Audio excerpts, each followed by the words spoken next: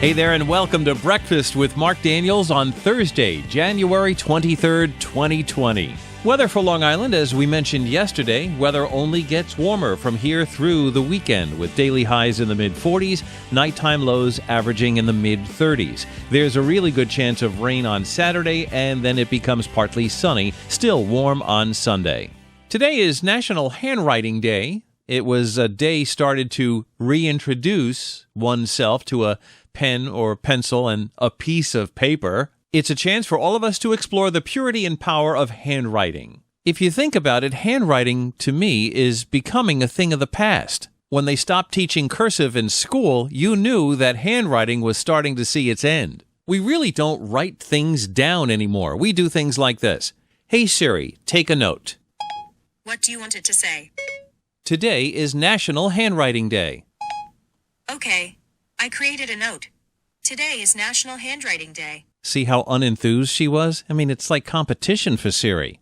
In this day of iPhones, Apple Watches, iPads, computer keyboards, there's no need to write anything down. And it's become okay to go into a business meeting without a legal pad and pen because you can take notes on your phone. Matter of fact, if you show up with that legal pad and pen, you look so 1980s. Remember when you were in school and the teacher would have a lecture and you'd have to take notes and you try to keep up with the teacher by writing it all down with a pen and a piece of paper? Now they don't do that. They just take pictures of whatever it is the teacher's displaying on the whiteboard, or they record the lecture on their phone. No need for handwriting in that case. That's why it becomes difficult to punish your kid by taking away their phone, because they'll always use, I need my phone for my homework. I took a typing class in high school, and I struggled with it, remembering A, S, D, F, J, K, L, semicolon. Yeah, that's it. Now, 3-year-olds are better typists than I was in high school, by far. Typing is definitely replacing handwriting.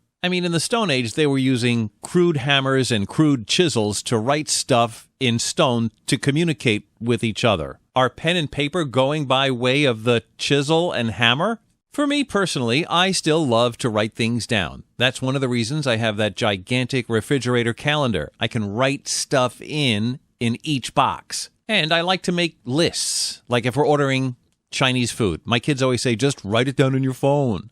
Now, I like to write a list, chicken chow mein, egg rolls, wonton soup. I like to write it. There's something satisfying about writing. Hey, Siri, do you like to write? I don't have an answer for that. Is there something else I can help with?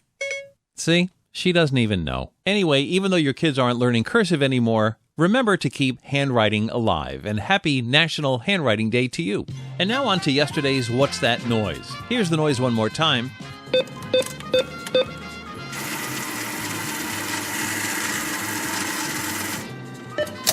Thanks for your responses yesterday, Jim, Patty, Sam, Geraldine, and Dot. Yup, it was an ATM machine. And now, today's Throwback Thursday question. What happened to all of these artists on this date in 1986. The artists were Chuck Berry, James Brown, Ray Charles, Everly Brothers, Buddy Holly, and Elvis. And you have to be specific. You can answer on Facebook, Instagram, leave a comment on YouTube, or send me an email to breakfastwithmarkdaniels@gmail.com.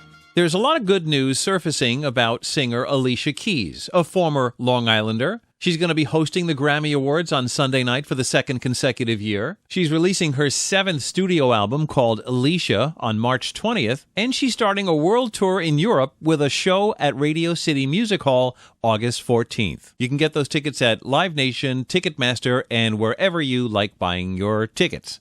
I wanted to tell you about a Facebook page that a friend recommended to me a couple of weeks ago, and it's called Hey Long Island, Do You Remember? You have to join, and there are about 99,000 other people that have joined this page for good reason. There's a lot of great Long Island history there. Things like this post from Denise. Anyone remember having the kitchen sink at Jan's? Now, Jan's was an ice cream parlor on Sunrise Highway in Rockville Center. And the kitchen sink was the most ginormous ice cream treat that you could ever imagine. I think they needed 2 servers just to carry it out. And if memory serves me correctly, on certain days you could sit at the counter, order your kitchen sink, and there were balloons that were hung above your head.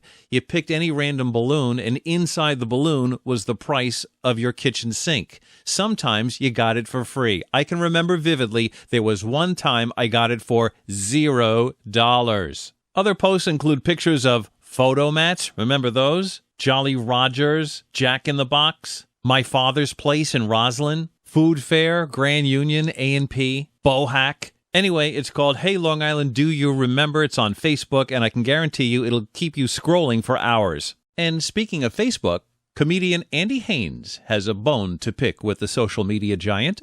I don't like Facebook. I'm not a fan. It's the memories. I don't know, who are the memories for? Every day you open up Facebook and it's like, hey, remember when you were happy? You're like, Facebook, I deleted that picture. They're like, we saved it for you. To be devastated by a photograph, you used to have to go to your attic, and in the attic was a shoebox, and in the shoebox was a picture of the person that broke your heart. Now every day Facebook just dumps that on your desktop. Like, hope this doesn't hurt you. It's like leaving an insensitive relative alone in your house. You walk back in the room, just holding a photo. They're like, whatever happened to your marriage? You're like, Facebook, I told you, we got a divorce. They're like, oh, that's right. Well, anyways, today would have been your 4-year wedding anniversary.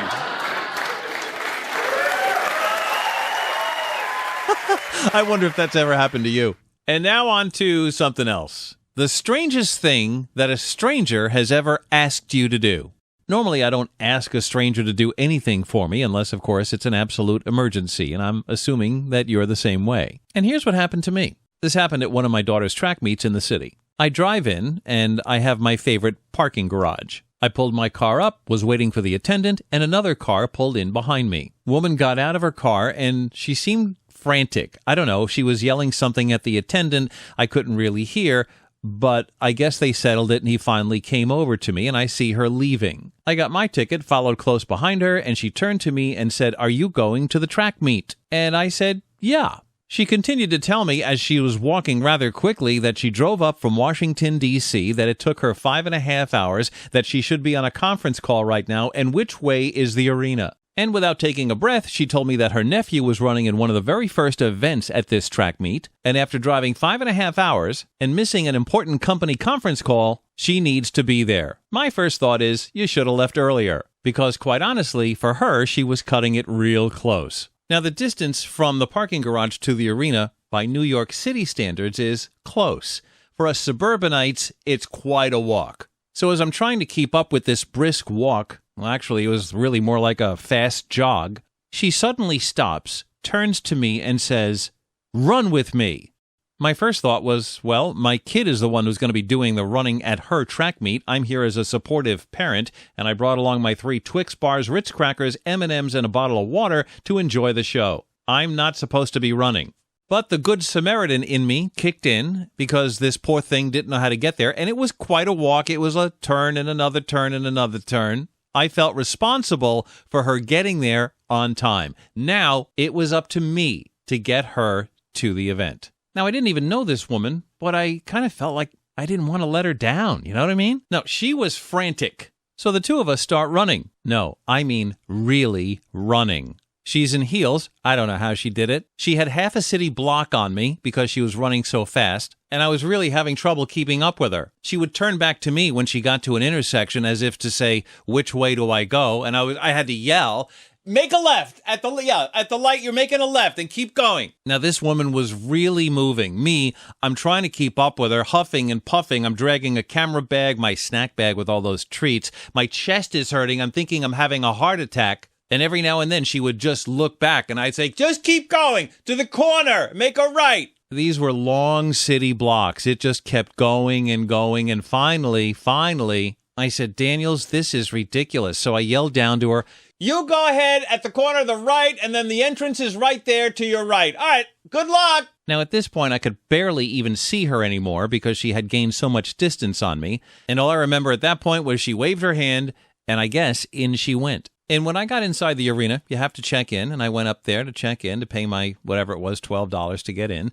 I asked one of the attendants, I said, did another woman just come in here that seemed kind of, and the guy cut me off. And he says, you mean the woman who was out of breath? I said, yep, that's her. I'm just really glad that she made it. And I kind of felt like I did my Good Samaritan duty that day. I was a little embarrassed that I couldn't keep up with her. I mean, she probably was 10 years younger than me, but she also had the high heels on, and that I didn't. And I was sure that with that kind of endurance, I'd be seeing her on the field running the 55 hurdles with my daughter. But nope, never saw her again. True story, and I don't think I'll ever forget it.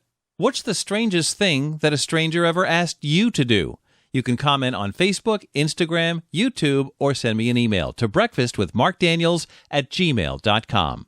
And finally, I have some good news about my cats. If you remember, when I was on the radio, I told you the story about the 2 cats we adopted from Last Chance Animal Rescue here on Long Island. And they were from the same litter, brother and sister, neutered, and they got along great. They were the cutest kittens. And everything about these 2 cats was fine. They were loving, they were engaging, they always wanted to be with us, they were little, cute, furry angels. But right after they turned 3, something weird happened.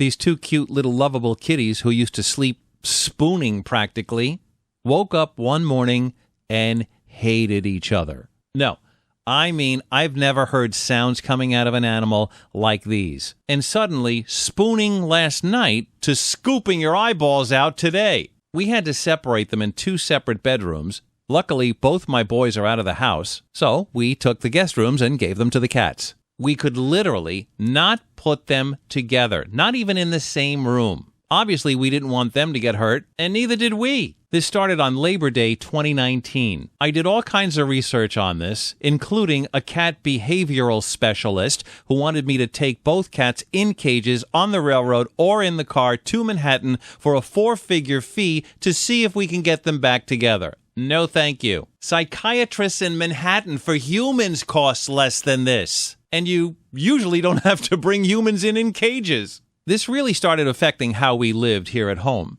We'd let one run around the house to get, some exercise and a change of scenery while the other one was locked up in a bedroom. But you couldn't let them out at the same time. And we were always on alert. Which cat is out? No, that cat, no. Put the other cat in and let the other one out. Oh my God, they're both out. Oh God. And your friends try to help with some advice. Yeah, just let them fight it out.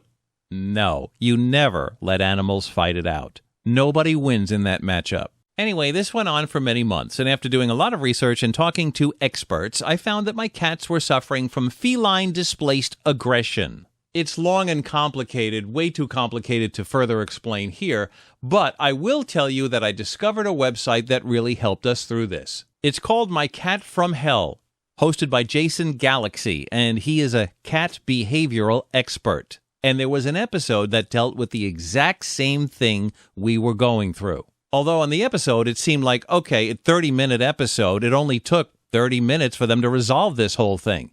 It took us literally 4 months before we were able to feel relaxed about these 2 creatures cohabitating the same space. And it took an enormous amount of patience and work on behalf of every family member here at the Daniels house. Not to mention the cats, too. They had to work at it as well. I mean, there's an occasional snarl here and there, and occasional hiss or a growl, but it's rare, way rarer than it was 4 months ago. We're still not comfortable leaving them out together at night while we sleep, nor are we comfortable with leaving them out when we're out of the house. So we usually put one in a bedroom, give it some food, water, open the window, and that kind of thing. But we're working on it. I know a cat is an animal, like a dog is an animal, and any other creature that you invite into your home is a pet. But somehow these little creatures end up becoming part of your family. And you do almost anything to make sure that they're okay.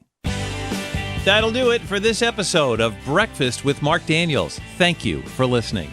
Breakfast with Mark Daniels is available on Facebook, Instagram, Spotify, Apple Podcasts, Alexa, YouTube, and Buzzsprout.com. Just search Breakfast with Mark Daniels.